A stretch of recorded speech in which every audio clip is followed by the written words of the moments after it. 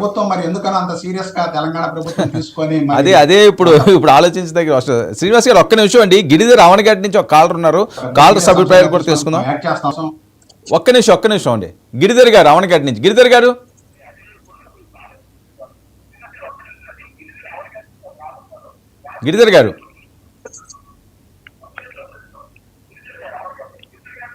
Sir Giridhar గారు మాట్లాడండి.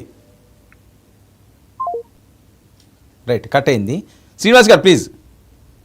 అందుకని మనం ఇక్కడ ఏంటంటే బేసిక్ గా ఆర్డినరీ క్రిమినల్ పారామీటర్స్ లో ఈ కేసు ఫ్యాక్ట్స్ కానీ ఈ కేసులో ఇన్వెస్టిగేషన్ చేసినటువంటి ఇప్పటి వరకు వచ్చినటువంటి ప్రోగ్రెస్ బట్టి కానీ కేసు అల్లు అర్జున్ గారి మీద వర్తిస్తుందా వర్తించదా అనేది నా ఉన్నటువంటి లిటిల్ నాలెడ్జ్ లో ఖచ్చితంగా కేసు ఏదైతే ఈ సెక్షన్స్ పెట్టారో ఆ సెక్షన్స్ వాటికి ఆయన మీద వర్తించదు అనేటువంటిది.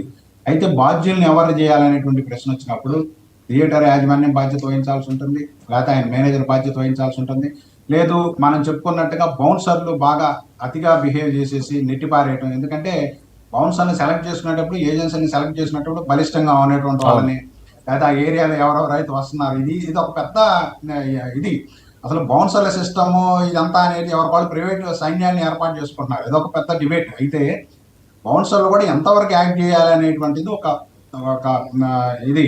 కాబట్టి ఈ రకరకాలైనటువంటి చట్టాలు దీనికి వర్తిస్తాయి. కాబట్టి వాళ్ళు ఎక్కువగా యాక్ట్ చేస్తే బౌన్సర్ల మీద చర్యలు తీసుకోవాల్సి ఉంటుంది. వాళ్ళు ఎవరు బాధ్యులు, ఎంతవరకు బాధ్యత అనేటువంటిది కూడా ఇప్పుడు వాళ్ళే వీడియోస్ వీటన్నిటిని ప్రొజెక్ట్ చేశారు. కాబట్టి ఆ వీడియోస్లో ఎవరెవరు ఎలా యాక్ట్ చేశారు అనేటువంటిది కూడా ప్రతిదీ ఈవెంట్ రికార్డ్ అయింది. కాబట్టి మనం దాని ప్రకారం పోలీసులు చర్య తీసుకోవచ్చు ఖచ్చితంగా. అయితే లేని అంశాలని లేని కేసుని పెట్టడం అనేటువంటిది కూడా సరైన చర్య కాదు.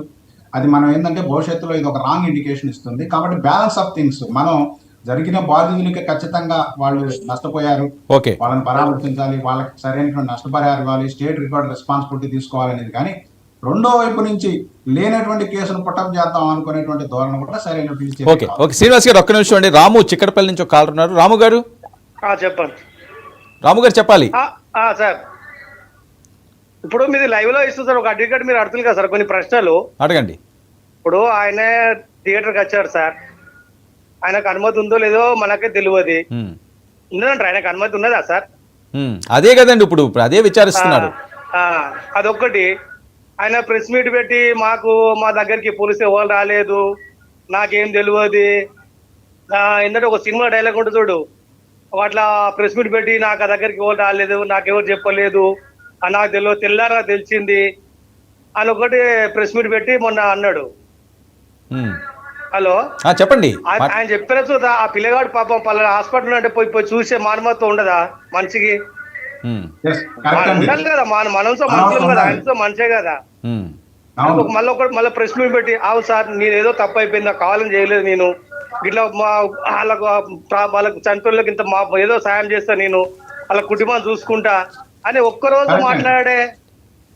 కరెక్ట్ అండి, మీరు అన్నది వాస్తవం. ఎందుకంటే జరగాల్సింది ఏంటంటే బాధితులకి ఏ విధమైనటువంటి సహాయం అందించాలనేటువంటిది ఆ యాక్టర్ మీద, సంస్థల మీద ఉన్నటువంటి రెస్పాన్సిబిలిటీ.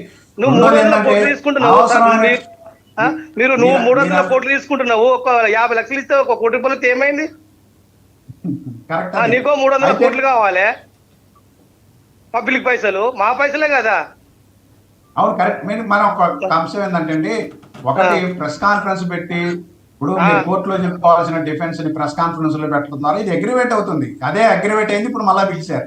మీరు అన్నట్టు అది అగ్రివేట్ అవుతుంది. ఆ అగ్రివేట్ అయ్యి మరలా ఏంటంటే పోలీసు వాళ్ళు దీని ప్రెస్టేజ్ కి తీసుకొని ఈయన వాస్తవాలు చెప్పలేదు, మళ్ళీ మేము వాస్తవాలు చెప్తున్నాం, మళ్ళీ వీడియోలు ప్రదర్శిస్తా ఉన్నారు. దానివల్లే వస్తుంది. అందుకని మీరు చాలా క్లియర్ గా చాలా బాగా చెప్పారు. ఆయనకు ఉన్నటువంటి రెస్పాన్సిబిలిటీ బాధితుడికి ఒక న్యాయం చేయటం, నష్టపరిహారం అందించడం. ఓకే రాము గారు మీ పాయింట్ అర్థమైంది, వినండి. Okay, thank you. అంటే శ్రీనివాస్ గారు ఇక్కడ ఒక విషయం, గతంలో ఇలాంటి కేసులు ఏవైనా కోర్టు పరిధిలోకి వచ్చినాయా, వస్తే వాళ్ళకి ఎలాంటి శిక్షలు పడ్డాయి? చాలా ఇన్సిడెంట్లు జరిగినాయి కదండి. ఈరోజు ఒక్క సంధ్యా థియేటర్ దగ్గరే కాదు కదా, చాలా జరిగినాయి. ప్రపంచవ్యాప్తంగా ఎన్నో మనం చూసాం ఈ క్రౌడ్లో యాక్సిడెంట్లు. ఇప్పుడు ఇలాంటి అనేక సందర్భాల్లో వచ్చినండి. సల్మాన్ ఖాన్ కేసు కూడా ఒక ఉదాహరణ. అవును, ఆయన తాగి డ్రైవ్ చేసేసి ఫుట్పాత్ మీద ఉన్నటువంటి వాళ్ళని ఇది చేశారని చెప్పేసి ఆయన మీద కూడా క్రిమినల్ లైబిలిటీ వర్తించడానికి చాలా పెద్ద కేసు పెట్టారు. అవును. అలానే ఇట్లానే అనేకటువంటి సందర్భాల్లో ఇలాంటి ఈవెంట్లు జరిగినప్పుడు అక్కడ దాకా ఎందుకు ఎలక్షన్ టైంలో చంద్రబాబు నాయుడు గారు గుంటూరులో చీరల పంపిణీ కార్యక్రమం చేస్తా ఉన్నప్పుడు ఒక ఆమె ఇట్లానే ఆ ఒత్తిడి వల్ల చనిపోయింది. అవును. ఇలాగనే అనేకమైనటువంటి సందర్భాల్లో పబ్లిక్ ఈవెంట్స్ కండక్ట్ చేస్తా ఉన్నప్పుడు ముఖ్యంగా ప్రజాప్రతినిధులు లేకపోతే ఇలాంటి పొలిటికల్ ఫిగర్స్ లేదంటే సినీ ఫిగర్స్ వచ్చినప్పుడు కూడా ఇలాంటి చాలా సంఘటనలు జరుగుతా ఉన్నాయి. అయితే ఎప్పుడు కూడా బాధ్యత అనేటువంటిది నిర్వాహకుల మీదనే పెడతారు. ఇప్పుడు ఈ కేసులోకి వచ్చేసరికి నిర్వాహకులే కాకుండా పార్టిసిపెంట్స్ మీద కూడా పెట్టారు. పార్టిసిపెంట్స్ మీద పెట్టొచ్చా, వాళ్ళకి ఎంత లైబిలిటీ ఉంటుంది అనేటువంటి అదే ఇప్పుడు కీలకమైన పాయింట్. ఇప్పుడు అనేక సందర్భాల్లో ఈవెంట్ లో పార్టిసిపేట్ చేసిన వాళ్ళ మీద కేసులు పెట్టలా, కానీ ఇప్పుడు ఈవెంట్ లో పార్టిసిపేట్ చేసినటువంటి వాళ్ళ మీద కూడా కేసు పెట్టారు. ఇప్పుడు అదే ఒక పెద్ద డిబేట్, అలా ఎందుకు పెట్టాల్సి వచ్చింది, పెడితే అసలు చెల్లుతుందా లేదా అనేటువంటిది కూడా ఒక లీగల్ మీమాంస. ఇప్పుడు దాని మీద చర్చ జరుగుతా మంచిదే. ఇప్పుడు ఒక ముందు ఇక జరగబోయేటువంటి అంశాల్లో ఎలాంటి డిబేట్ జరగడం ద్వారా ఏంటంటే ఒక ప్రెసిడెంట్ ఒక ఎగ్జాంపుల్, గ్లేరింగ్ ఎగ్జాంపుల్ ఫామ్ అయ్యేటువంటి అవకాశం ఉంది. గతంలో జరిగినాయి కొన్ని సందర్భాలు. అయితే ఏంటంటే మనం వాస్తవ పరిస్థితుల్ని బేస్ చేసుకొని క్రిమినల్ కేసుని, క్రిమినల్ లైబిలిటీని వర్తింపజేయాలి. వాస్తవంగా ఆయనకి ఎంత బాధ్యత ఉంది అనేటువంటి దాని మీద ఉండాలి తప్ప ఇదేదో పొలిటికల్ గా ఇష్యూ చేసుకోనో లేకపోతే ఇంకొక అంశం కూడా ఇప్పుడు ముందుకు వస్తా ఉంది. పోలీసులు, ప్రభుత్వం తమ వైఫల్యాన్ని కప్పుపుచ్చుకోవడం కోసం మాత్రమే కేసుని ఇండైరెక్ట్ గా ఇటు ప్రొజెక్ట్ చేసి ఈ విధంగా చేస్తున్నారు అనేటువంటి చర్చ కూడా పబ్లిక్ లో ఉంది. రెండు వైపులా ఎదర్ సైడ్ ఇది కూడా ఉంది. ఎందుకంటే ఇప్పుడు చనిపోయినటువంటి దానికి సరైనటువంటి సెక్యూరిటీ మెజర్ ఇవ్వకపోవడానికి పోలీస్ యంత్రాంగం, ప్రభుత్వ వైఫల్యం కూడా ఉంటుంది కదా. మరి దానికి కూడా మరి వాళ్ళు మేము కూడా వైఫల్యం చెందాం, కనీసం మనం టైంలీ స్పందించలేకపోయినట్టు కూడా చెప్పాలి కానీ చెప్పట్లేదు. కేవలం యాక్టర్నే బాధ్యత చేస్తున్నారు.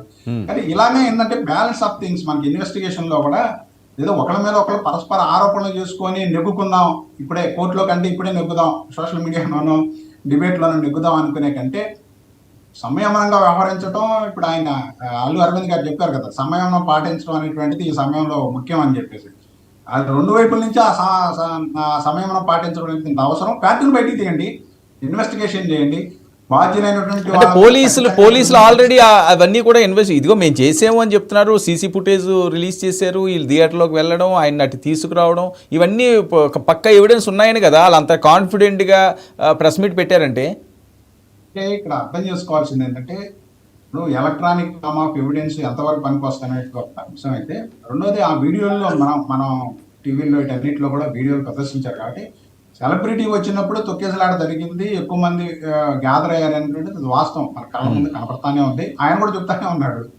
అయితే ఇలాంటి సంఘటన జరుగుతుందా లేదా, ఇలాంటి సంఘటన జరగలేదు, నాకు అసలు ఎవరు చెప్పలేదని యాక్టర్ చెప్తా ఉన్నారు. బయట చెప్పింది కూడా, ఆయన ప్రెస్ కాన్ఫరెన్స్ లో చెప్పింది కూడా అదే. అయితే ఇప్పుడు పోలీసు వాళ్ళు ఏమన్నారంటే మనిషి చనిపోయిందని చెప్పిన తర్వాత కూడా నేను థియేటర్ నుంచి బయటకు అనేటువంటిది ఒక అంశం.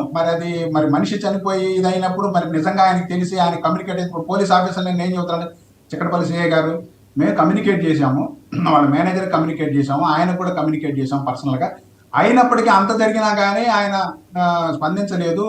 థియేటర్ మొత్తం అయిపోయిన తర్వాత వరకు, షో మొత్తం అయిపోయేంత వరకు ఉన్నారు, ఈ లోపల జరగాల్సింది జరిగింది అని అంటారు.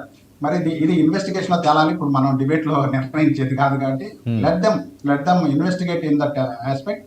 విల్ సీ మన భవిష్యత్తులో ఏం జరుగుతుంది, ఎవరిని బాధ్యులు చేస్తారా అనేటువంటిది, లేదా యాక్టర్కి ఎంత బాధ్యత ఉంది అనేటువంటిది కూడా ఇప్పుడు మన ఇన్వెస్టిగేషన్ లో తేలాల్సినటువంటి అంశం.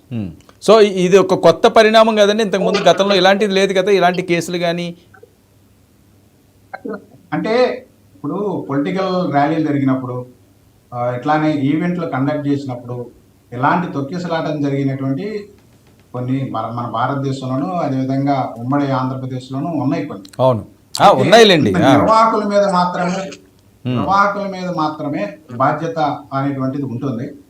పార్టిసిపేట్ చేసినటువంటి వాళ్ళకి ఏంటంటే ఆ ప్రికాషన్స్ అన్ని తీసుకోవాల్సినటువంటి బాధ్యత నిర్వాహకులు, ఎవరైతే యాజమాన్యం, థియేటర్ యాజమాన్యం లేదా ఈవెంట్ని కండక్ట్ చేస్తున్నారు వాళ్ళది. అయితే ఇక్కడ ఏంటంటే పోలీసు వాళ్ళు చెప్తుంది ఏంటంటే ర్యాలీగా ఆ విధంగా టాప్ జీబులో మన వెహికల్లో వచ్చి, ఓపెన్ వెహికల్లో వచ్చేసిన తర్వాత గ్యాదరింగ్ ఎక్కువ కావడానికి, అది అట్లానే ఆ గ్యాదరింగ్ ఎక్కువ అవడం వల్ల అక్కడ స్పేస్ సరిపోక ఇట్లాంటి సంఘటన జరిగింది కాబట్టి ఆయన మరి అనుమతి లేకుండా ప్రదర్శన ఎలా నిర్వహిస్తాడు అనేటువంటిది ఇక్కడ ఒక ప్రశ్న.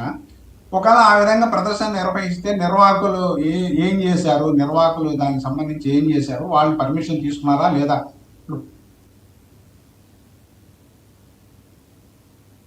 ఇప్పుడు పోలీసు వాళ్ళు మా దగ్గర పర్మిషన్ తీసుకోలేదు అంటారు కూడా ఓకే. ఇస్తారు. తర్వాత కన్సెంట్ లెటర్ ఇస్తారు. ఎందుకంటే ఇమీడియట్ అవసరం రీత్యా కూడా అట్లా చేస్తారు. అయితే ఒకటేంటంటే శాంతి భద్రతలను కాపాడటానికి సెక్యూరిటీ మెజర్స్ తీసుకోవడానికి మాత్రమే పోలీసులకు ఇన్ఫర్మేషన్ ఇవ్వాలి ఎవరైనా.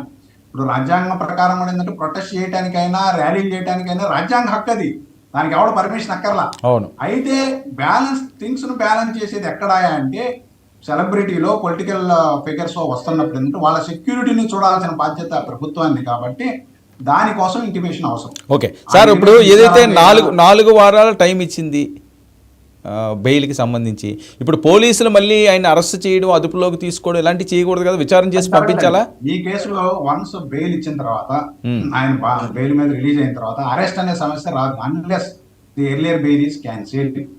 That is law, proposed law, decide అయిన లా. కాబట్టి ఒక క్రైమ్ లో ఒక ముద్దాయిని అరెస్ట్ చేసి బెయిల్ మీద బయటకు వచ్చిన తర్వాత ఆ బెయిల్ రద్దు అయ్యేంత వరకు అదే ముద్దాయిని అదే కేసులో అరెస్ట్ చేసే అవకాశం లేదు. ఇంకొక కేసు ఏదైనా కొత్త కేసు పెడితే అది వేరే సంగతి. కానీ వాళ్ళకి ఆయనకు నోటీస్ ఇచ్చింది ఈ కేసుకు సంబంధించి ఇచ్చారు కాబట్టి అరెస్ట్ అనేటువంటి సమస్య ఎట్టి పరిస్థితుల్లో ఉత్పన్నం కాదు. చట్ట ప్రకారం అరెస్ట్ చేయడానికి లేదు. ఒకవేళ అలా చేస్తే అది కంటెంప్ట్ కిందకు వస్తుంది. Okay, right, okay, thank you so much Srinivas గారు. చూద్దాం మరి ఈ కేసులో ఎలాంటి మడుపులు తిరుగుతుందో, ఏం జరుగుతుందో అండి. ఇది పుష్ప ఎపిసోడ్.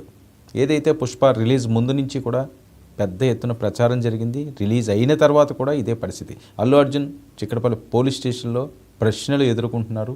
మరి దానికి సమాధానాలు ఏ రకంగా ఉన్నాయో, భవిష్యత్తులో అల్లు అర్జున్ ఈ కేసు నుంచి ఏ రకంగా బయటపడతారా, లేకపోతే